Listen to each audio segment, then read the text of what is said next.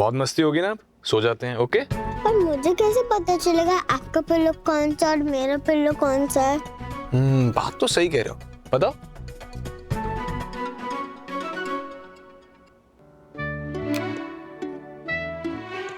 माँ, अगर देव उस पार्वती के साथ घर छोड़ के चला गया तो? आपको तो पता है ना माँ कि देव अपने उसूलों का कितना पक्का है। बिल्कुल पापा पे गया है। हमारा कहने का मतलब ये है कि जो भी करना है देव के साथ मिलकर करो। हम उस लड़की को देव के साथ उस कमरे में कैसे रहने देंगे? वो सिर्फ उसके कमरे में है, कुछ नहीं होने वाला उनके बीच। पाखी भी उनके साथ सोने वाली है।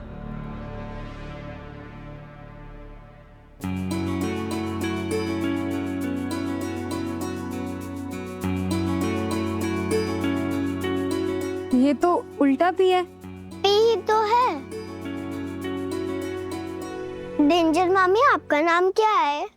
पार्वती।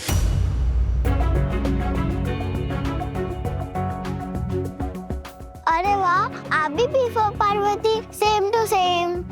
बाकी चलो सोते हैं। आ जाओ, आओ आओ फटाफट। शाबाश।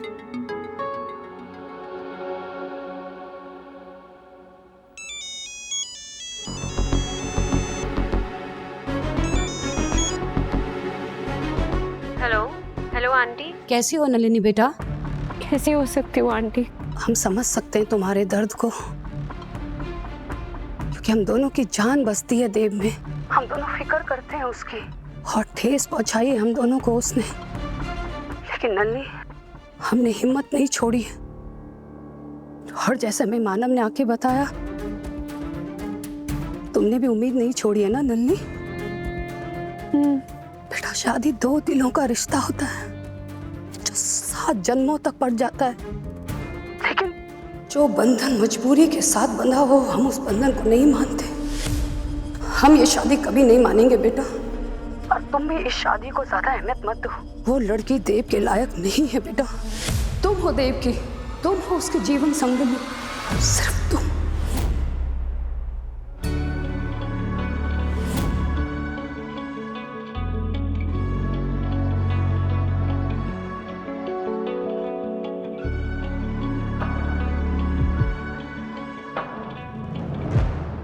तुम उसका सहारा बनोगी ना नन्ही? अगर तुमने देव को सहारा नहीं दिया नन्ही, तो वो टूट जाएगा। प्लीज आंटी, खुद को संभालिए। अरे आप तो इतनी स्ट्रांग हैं, आपको तो मेरी ताकत बनना है। अगर आप टूट गई फिर तो मैं कुछ भी नहीं कर पाऊंगी। मैं भी देव से बहुत प्यार करती हूँ और तुम हार नहीं मानोगी ना नन्ही? हार तो हुई है। हार तब तक नहीं होती नन्ही जब तक इंसान ये ना मान ले कि वो हार गया है। शायद जो हम तुमसे मांग रहे हैं वो जाती हो, लेकिन देव के लिए, उसके प्यार के खातिर हम तुमसे विनती कर रहे हैं नन्ही। हम जानते हैं देव तुम्हें बहुत प्यार करता है, बहुत। मेरे लिए तो यही काफी है आंटी कि वो मुझसे प्यार करता है और इस शादी को बस मजबूरी समझता है अपनी। और तुम्हारा प्यार ही उसे इस मजबूरी के पिंजरे से बाहर निकालेगा। पर कैसे आंटी? वो तो सबके सामने उसे एक पत्नी का हक दे रहा है। ये हक भी उसने मजबूरी में दिया है उसको, क्योंकि उसे लगता है कि उसने तुम्हें खो दिया है नन्ही। लेकिन जिस दिन उसे ये एहसास होगा कि इतना कुछ करने के बाद भी तुम उससे अब भी प्यार करती हो, वो तुम्हारे पास चला आएगा। ये हम जानते हैं अच्छे से। ये मत भूलो कि प्यार वाला हक भी तुम्हारे पास है अब भी, और ये हक जताने के लिए ज्यादा से ज्यादा तुम्हें देव के पास रहना होगा। पर आंटी, ये कैसे पॉसिबल होगा? हमने कुछ सोचा है नन्ही, और उसके लिए तुम्हें हमारा साथ देना होगा। हमें एक साथ काम करना होगा।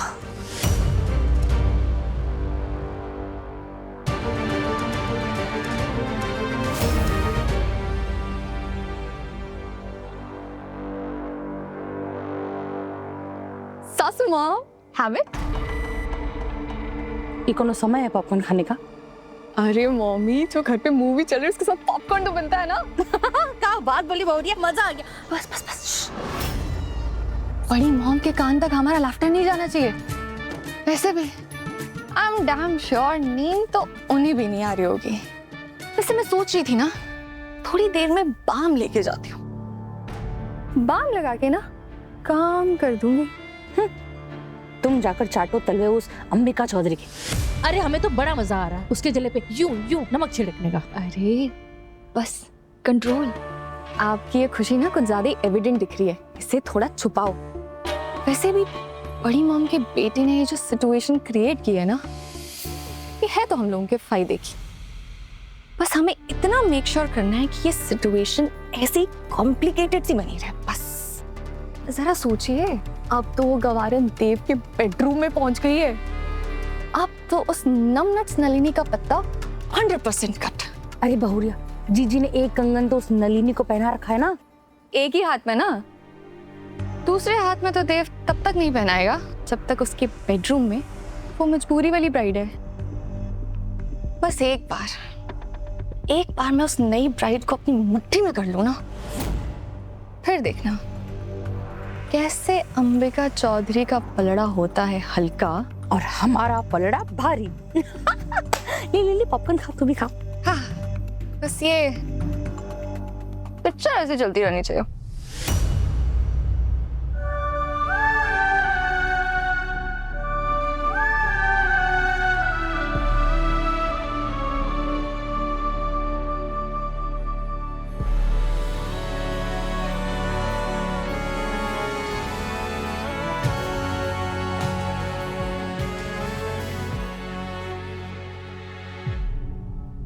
आज ना मैं तुम्हें एक जंगल की कहानी बताती हूँ, एक चिड़िया और एक शेर की। एक बार एक चिड़िया थी। नहीं दीदी, ये वाली नहीं, वो वाली कहानी सुनाओ ना, वो नाजुक राजकुमारी वाली, जिसमें एक बार उसे गद्दे के नीचे मटर आ जाता है और उसे निशान पड़ जाता है। ऐसे निशान? तो चटाई पे सोया है, वो राजकुमारी नाजुक गद्दे के नीचे सोई थी। तो कभी सोया है नाजुक गद्दे के? जैसे तू चटाई में सोई है, तू कभी गद्दे में सोई है?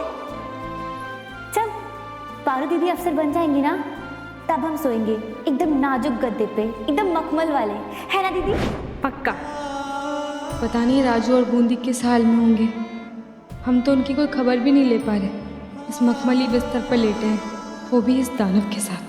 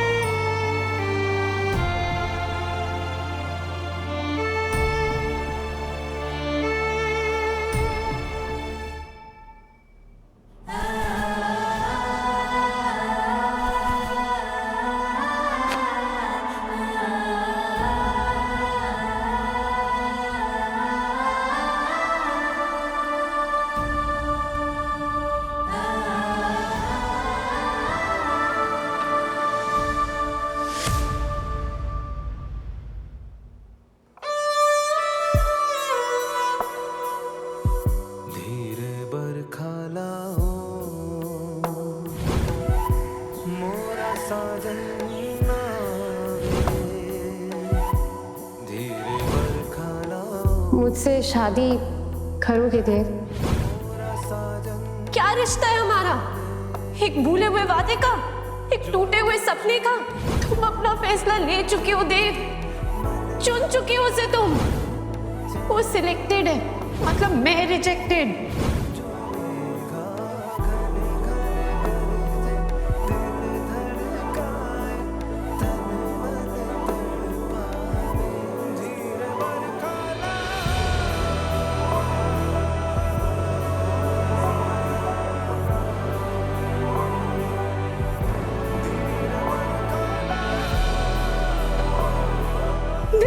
कैसे खूनी बहू ले आया है तू बेटा? बहुत पसंद आएगी आपको ये नचनिया।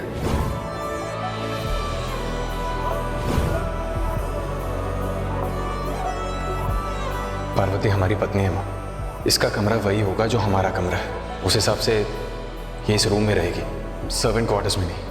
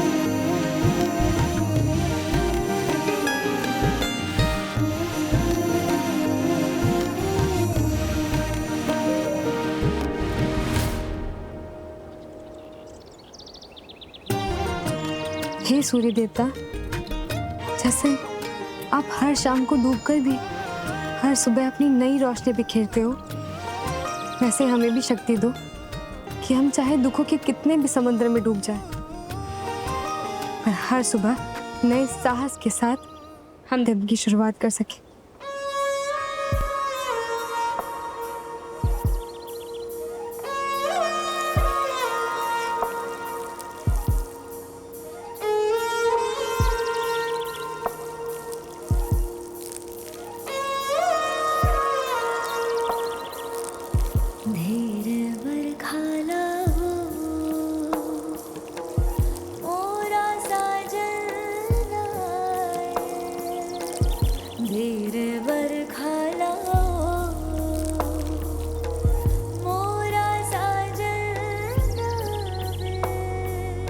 हम बस उस दानव के उठने से पहले हमें इस कमरे से निकलना है।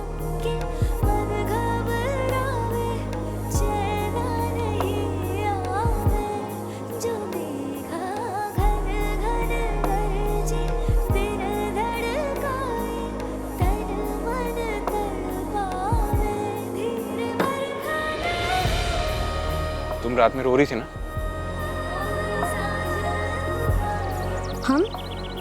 हम क्यों रोएंगे? आपने जो ये सर पर बर्फीली हवाएं फेंकने की मशीनें लगा रखी है ना, उसकी वजह से हमारे दांत किटकिटा रहे थे।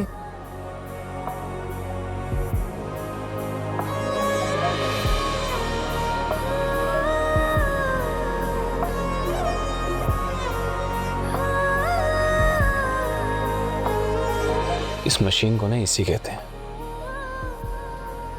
और ये इस रिमोट से बंद भी होती है।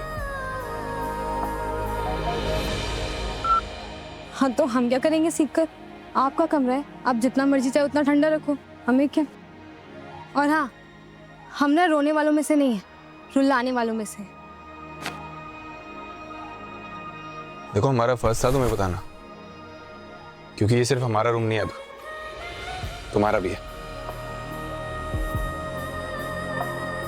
हमें नहीं बनाना इस दानव के कमरे को अपना कमरा। इससे अच्छा तो हम कल रात को काकी के कमरे में ही चले जाते।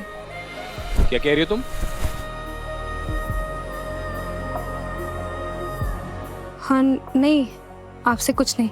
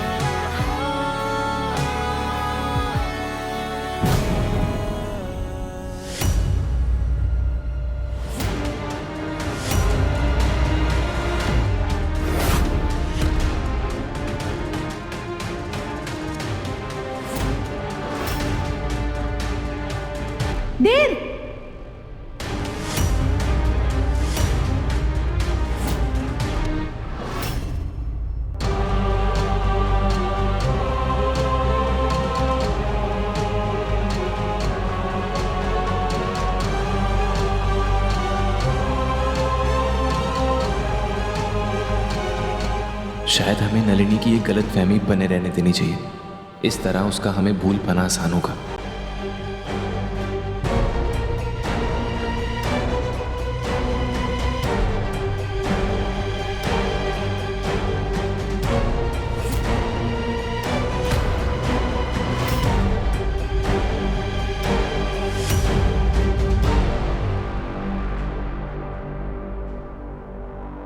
क्या मामू क्या मामी फिर से झगड़ा कर रहे हो ना? रात में भी झगड़ा, सुबह भी झगड़ा।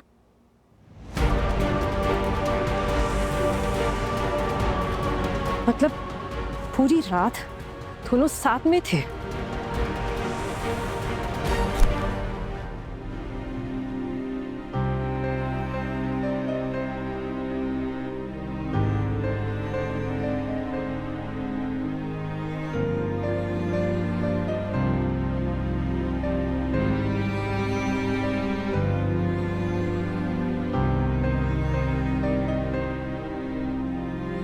हम बार बार तुम्हारा दिल दुखा रहे हैं नलिनी, पर ऐसा नहीं करेंगे तो तुम कभी हमसे दूर नहीं जा पाओगी।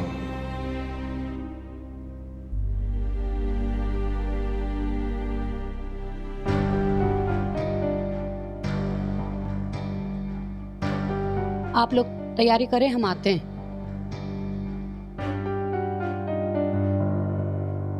नल्ली, तुम कब? क्या हुआ नल्ली? सब ठीक तो है? तुम यूं अचानक जा क्यों रही हो? आपने जो दिखाने के लिए बुलाया था वो मैंने देख लिया आंटी। क्या बोल रही हो? जब से आपका फोन आया था मैं बस सुबह उन्हीं का इंतजार कर रही थी। काश मुझे पता होता कि आज की सुबह मेरी जिंदगी में एक बार फिर से अंधेरा भर देगी। देव और वो लड़की। भगवान।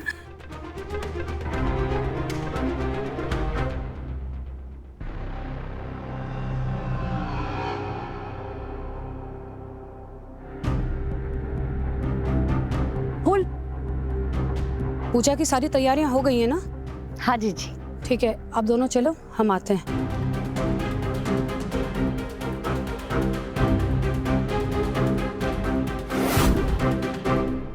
अब क्या हो गया भाई साहब?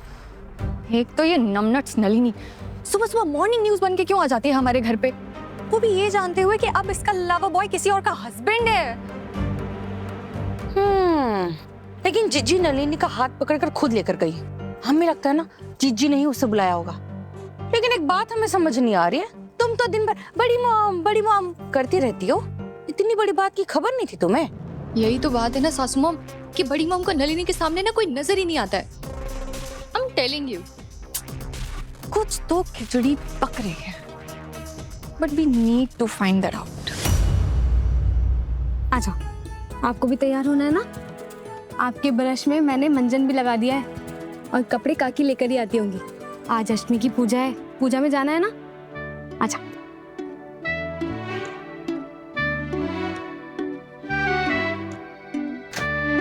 इससे पहले माँ को किसी और से पता चले, हम खुद जाकर माँ को बता देंगे। एक मिनट, क्या है? हटो हमारे सामने से।